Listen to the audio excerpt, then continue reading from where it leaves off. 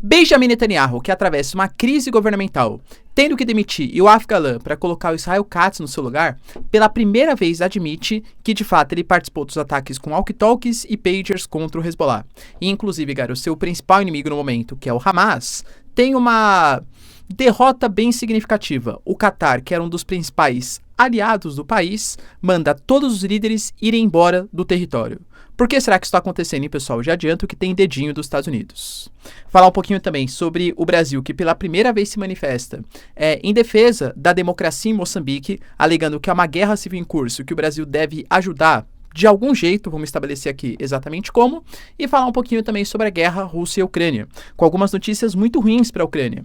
Primeiro que a gente teve o maior ataque desde o início dos conflitos com drones, tanto parte dos russos como também parte dos ucranianos, o Zelensky mais uma vez tecendo reclamações, e também o Putin confirmando, ratificando o acordo com a Coreia do Norte. Enquanto isso, Robert Fico, que é o responsável, chefe de governo da Eslováquia, fala que o Zelensky está muito preocupado e que ele percebeu isso na conferência que rolou em defesa da Ucrânia na Europa, e também, o The Wall Street Journal colocando que os Estados Unidos admitem que eles estão cansados da Ucrânia e que, inclusive, os mísseis ATACMS não serão colocados como prioridade para o governo do Zelensky.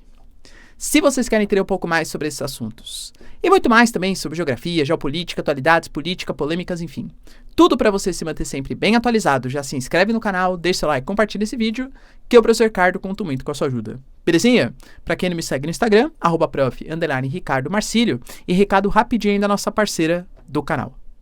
A sua empresa, a sua marca está em perigo. Eu sei porque a minha também estava até pouco tempo atrás, porque eu não tinha um registro no INPI. Para quem não sabe, eu tenho uma empresa, professor Ricardo Marcílio, que tem todo um ecossistema ligado à educação. É canal do YouTube, é plataforma, só que eu corri o risco de perder por falta de segurança jurídica. Mas de verdade, quando você vai tentar fazer, é um processo lento, burocrático e extremamente difícil. Por sorte, a parceira aqui do canal, a Movon, ela agiliza todo esse processo para você. Então, se você quiser, galera, por um preço altamente competitivo, sem burocracia, registrar e ter uma garantia que a empresa, a marca vai de fato ser sua, link na descrição e conta com o serviço da Movon. Você não vai se arrepender. Bom, galera, então bora lá pro vídeo, ó. Como eu falei para vocês na introdução, de fato, a gente teve, na verdade não foi exatamente o Benjamin Netanyahu, né? Mas o porta-voz do Benjamin Netanyahu, falando que o Netanyahu, ele admitiu que de fato houve um sinal verde para que houvesse uns ataques contra o Hezbollah por meio de pagers e walkie-talkies. Para quem não sabe o que eu tô falando, a gente tá falando de um ataque, galera, que foi assim uma referência do Mossad, o serviço de inteligência de Israel, porque o Hezbollah sabe que Israel tem talvez um dos melhores serviços de inteligência e espionagem do planeta, se não o melhor.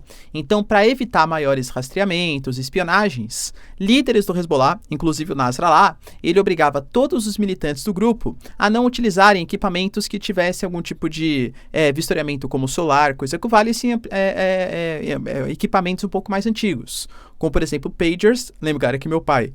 E olha que era coisa chique, hein? Que era coisa de empresa, né? Que dava pra ele, tá? Tinha um pager, que era como se fosse um precursor, do SMS, que vem aí nos celulares, né? Antigos aí. E também os walkie-talkies. Porque era muito mais difícil fazer um processo de rastreamento. Só que Israel conseguiu fazer, a partir da sua inteligência, uma intermediação dos equipamentos que eram comercializados com Hezbollah e colocar mini explosivos. E aí, quando ele quis eliminar uma série de pessoas do Hezbollah, disparou uma mensagem para que as pessoas fossem para perto dos pagers, e aí quando o militante ele foi lá e pegou o pager explodiu.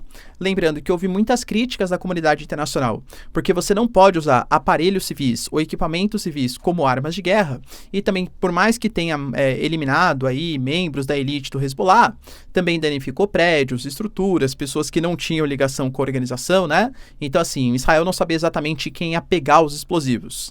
Houve críticas. Israel até agora não tinha confirmado de maneira oficial, embora todo mundo soubesse, né, que de fato tinha sido Israel. Agora o Benjamin Netanyahu, ele de fato confirmou. A gente teve também, galera, o Qatar. Para quem não sabe, o Qatar talvez seja um dos países mais dúbios da geopolítica internacional. A gente está falando de um país que cada vez mais investe no setor terciário para atração de turistas, a própria Copa do Mundo, né, que ali se estabeleceu, é o conceito que a gente chama de sport washing. É um país que tem muitos combustíveis fósseis, tem muito petróleo, aquela região do Golfo Pérsico, né, é uma riqueza ali, quase 2/3 do petróleo mundial. E o Catar, do ponto de vista diplomático, ele sempre gosta de estabelecer dos dois lados. Então, ao mesmo tempo que negocia com os russos, negocia com membros da Palestina, do Hezbollah, do Hamas, por exemplo, o Catar tem a maior base aérea dos Estados Unidos em pleno Oriente Médio. Só que eu diria que a paciência aparentemente acabou. Como assim?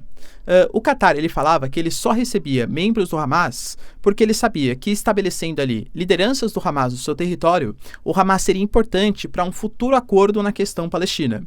Então, quando um dia for sentar à mesa de negociação Israel, tá, enfim, o Catar poderia ser um membro importante. E, galera, convenhamos, de fato foi, né? Os principais grupos, países que lideraram essas mediações, Catar, Egito e Estados Unidos, né? E lideranças do Hamas se estabelecendo ali no Catar. O Catar colocou que há 10 dias ele tinha avisado tanto a Israel como também aos membros do Hamas que, se não houvesse uma proposta concreta, um avanço nas negociações de cessar-fogo, ele simplesmente abandonaria essa posição, cansado de sofrer retaliações por conta do apoio ao Hamas. A gente sabe, pessoal, que o Biden, ele teceu na semana passada, na verdade retrasada, críticas ao Catar. Lembrando que, novamente, né, o Catar é um país que recebe muitos investimentos estrangeiros, é um país que tem muito petróleo, cada vez mais que atrai turistas, principalmente no mundo ocidental, e talvez desagradar os Estados Unidos não fosse exatamente a melhor medida. E o Biden falou que não era mais aceitável que o Catar tivesse lideranças do Hamas dentro do seu território. Poucas semanas depois, pouco tempo depois, a gente tem o Catar anunciando que as lideranças do Hamas, por aparentemente não estarem querendo estabelecer um cessar-fogo, vão ser expulsas do território. Dá a entender que os Estados Unidos foi um dos principais responsáveis, ou se não o responsável, por fazer essa mediação e exigir por parte do governo qatari a expulsão dos líderes do Hamas. Independente, cara, quais foram as motivações, é fato que a gente viu Ismail Haniyeh, grandes lideranças, talvez o Sinwar não, o Sinwar se estabelecia ali na faixa de Gaza, porque ele era o comandante pós a morte do Haniyeh, tanto do Hamas como também da faixa de Gaza. Mas, assim, as principais lideranças políticas, não a liderança militante, né, a liderança belicista, estava estabelecida no Catar. Então, é sim, de fato, um grande golpe. E a gente não sabe exatamente qual vai ser o país que vai aceitar essas grandes lideranças. E será que Israel, pessoal, vai tomar tanto cuidado assim, entre aspas, como tomou para fazer ataques deliberados contra o Catar, ou contra essas lideranças agora que vão se estabelecer em novos países que não sejam Catar? Então, com certeza, é uma perda sensível para os membros do Hamas. A gente teve também, pessoal, notícias bem importantes relacionadas a Moçambique. Na verdade, não Moçambique em si. Moçambique, cara, que a gente sabe que é um país que está numa situação caótica, né? É um país que atravessa, segundo a própria ONU, tá? É um dos poucos mais de 10 países que tem hoje o estabelecimento de uma fome crônica aguda, passa por processos complicados também relacionados ao próprio global. Sim, galera, ali você tem a travessia de uma corrente marítima quente, ou seja, já tenderia a formar fenômenos como ciclones, ultra-intensos, global. A tendência é que o oceano fique mais quente, esses fenômenos fiquem mais intensos, causando, além das ventanias, muitas chuvas, né, disseminando uma série de doenças, principalmente num país que não goza de grande capacidade de infraestrutura também de saneamento. E para piorar a situação, a gente tem um partido que está se estabelecendo no poder há quase 50 anos, 49 anos, que é a Frelimo. Tivemos esse ano um processo eleitoral, e nesse processo eleitoral, o candidato que venceu foi o candidato de novo da Frelimo, o Daniel Chapo. Só que assim, se você pega de novo, né? Aqui existe uma comunidade pessoal africana sensacional, tá? Como você fala, né? De Cabo Verde, de Moçambique, de Angola, por exemplo, de vários outros territórios, galera, sensacional, tá? Curto muito o apoio de vocês e a presença de vocês aqui no canal. Deixa nos comentários, porque vocês têm uma sensibilidade em loco muito melhor do que eu para conseguir falar. Infelizmente, com os protestos que aconteceram, porque a população considera que o Mondlane, o Venâncio Mondlane, que só teve, segundo as urnas, 20,32% dos votos, é de fato o real vencedor, ou seja, houve algum tipo de fraude eleitoral no processo, que ele deveria ser o representante popular e não exatamente a continuidade do Frelimo. Como os protestos eles se intensificaram contra o governo alegando fraude eleitoral, o governo bloqueou a internet, começou a fazer massacres em praça pública, coibir manifestações. é um país que está atravessando uma guerra civil, de uma população cansada de um governo há quase 50 anos no poder, contra o governo, claro, que reclama que os manifestantes estão reclamando só porque a oposição perdeu, né? Só porque o Venâncio Mondlane perdeu o processo eleitoral. O Brasil, pela primeira vez, pessoal, se manifestou por meio de uma nota, né? Não acho que vai fazer grande coisa, como eu sempre falo.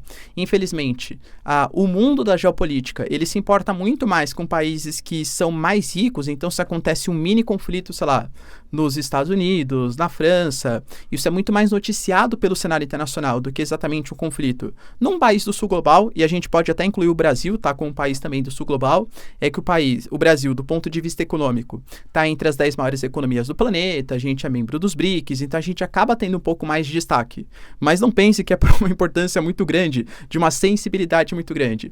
É muito mais por conta de um peso econômico e geopolítico um pouco maior do que exatamente os outros países. Então, assim, o Brasil pela primeira vez se manifestou, colocando o pessoal que repudia qualquer tipo de violência em Moçambique e torce pelo sucesso da democracia local. Não vejo como isso de fato pode acontecer, hein, pessoal? Uma situação sensível que está acontecendo hoje em Moçambique. E para finalizar, mas não menos importante, a gente teve notícias bem importantes relacionadas à guerra Rússia-Ucrânia. Primeiro que assim, o dia de ontem e de anteontem marcou o período com o maior uso de drones desde o início dos conflitos. Como eu sempre falo para vocês, talvez uma das principais inovações, revoluções dessa guerra Rússia-Ucrânia não seja o uso de drones, porque eles já eram usados antes, né, da guerra Rússia-Ucrânia. Mas nessa escala, nessa proporção, com certeza foi o principal diferencial desse conflito. Só que, segundo as notícias, a Rússia, hoje e ontem, derrubou 34 drones que iriam contra Moscou e mais 36 em outras áreas. Ou seja, estão falando de 70 drones ucranianos. Nossa, professor, quanto, né? Pois é, a Ucrânia fala que os russos dispararam ou lançaram 145 drones, sendo que o Zelensky falou que só na semana passada a Rússia lançou 800 bombas guiadas, 600 drones e 20 mísseis. E também aproveitou para dar aquela reclamadinha e aquela indireta, né? Alegando que a guerra não pode ser parada somente por palavras. Veja o que o Putin está fazendo. E que os crimes, eles não podem ser esquecidos. Isso talvez é muito na retórica de uma pressão internacional, como eu coloco para vocês, e vou colocar com novas evidências, que Estados Unidos, União Europeia, enfim, né, os grandes países que auxiliavam, ou regiões, ou grupos que auxiliavam Zelensky, estão cada vez mais pressionando para o fim desse apoio contra a Ucrânia. Ou o fim do apoio não, mas pelo menos uma necessidade, uma obrigatoriedade do Zelensky negociar algum tipo de acordo de paz. O Peskov mesmo, pessoal, colocou que ele vê sinais muito bons no Trump. Vai lembrar que o Trump já elogiou o Putin, alegando que ele era super inteligente, que ele era um pacificador. Lógico que interessa muito o contexto, né, que isso foi falado. Mas ele falou exatamente essas palavras. E a gente tem o Putin também falando que o Trump é um homem de muita coragem, que ele percebe que o Trump está disposto a negociar. Então, assim, aparentemente algum tipo de... não falar amizade, vai, entre Rússia e Estados Unidos, mas pelo menos palavras que vão no favor de uma tentativa de um acordo. A gente teve também, galera, o Putin ratificando o acordo que já tinha sido firmado entre Rússia e Coreia do Norte, porque na prática foi um acordo feito entre chefes de Estado, aí teve que passar pela Duma, pelo parlamento russo, depois passar pelo Senado e tal. Aí agora o Putin ratificou o acordo de defesa. Esse acordo de defesa tem vários artigos. Vai lembrar que o artigo mais polêmico é o artigo 4º, que ele exige que em caso de algum ataque da Coreia do Norte ou contra a Coreia do Norte por parte de algum país, a Rússia vai defender a Coreia do Norte e a mesma coisa com os russos. Ou seja, caso de algum ataque contra a Rússia, a Coreia do Norte tem a obrigatoriedade de defesa. O que, aliás, já vem acontecendo com os militares norte-coreanos sendo colocados na frente de batalha. A gente fala, pessoal, de 10 a 15 mil já fazendo o processo de treinamento, avançando ali em alguns territórios estratégicos, como Kursk, e principalmente, né, a regiãozinha que vai sendo redominada aí por parte dos russos. A gente teve também, pessoal, Robert Fico, para quem não sabe, hoje ele é o chefe de governo da Eslováquia, garantindo que o Zelensky está chocado com a possibilidade de fim de apoio. A gente teve uma cúpula que aconteceu na Europa essa semana, que foi uma cúpula basicamente para garantir que a União Europeia vai continuar ajudando o Zelensky. Muito porque os sintomas, eles são totalmente contrários a isso. Eu citei para vocês, por exemplo, que o Biden já falou por meio do Matthew Miller que se a Ucrânia estiver disposta a negociar, o Biden vai apoiar o processo de negociação.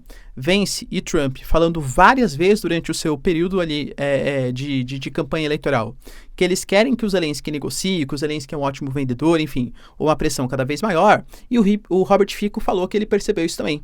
Ele falou que ele viu com seus próprios olhos. O Zelensky está com medo de que essa guerra termine. Ele tem medo, segundo o Robert Fico, porque ele sabe que se os Estados Unidos estão apoiando o fim da guerra, muito possivelmente esse apoio não vai vir por meio de ameaças contra a Rússia. Rússia, ou você apara essa guerra, ou a gente vai atacar algum tipo de ataque, né, nuclear ou uma bomba aí contra vocês. Porque isso implicaria no início de uma terceira guerra. Aí o Robert Fico falou, tá vendo? Se o Zelensky sabe que os Estados Unidos querem o fim da guerra, e esse fim da guerra não seria com retaliações contra a Rússia por meio de uma eventual terceira guerra mundial, vai ser pressionando para que a Ucrânia aceite condições menos favoráveis. E falou também que ele teme muito, porque se de fato acabar a guerra, vai lembrar que o Zelensky deveria ter passado pelo processo eleitoral no dia 20 de maio, nas eleições da Ucrânia. Não passou, porque, claro, é um período excepcional, a gente está falando de período de guerra, então talvez nem fizesse sentido organizar um processo eleitoral, né, no meio de um conflito entre Rússia e Ucrânia.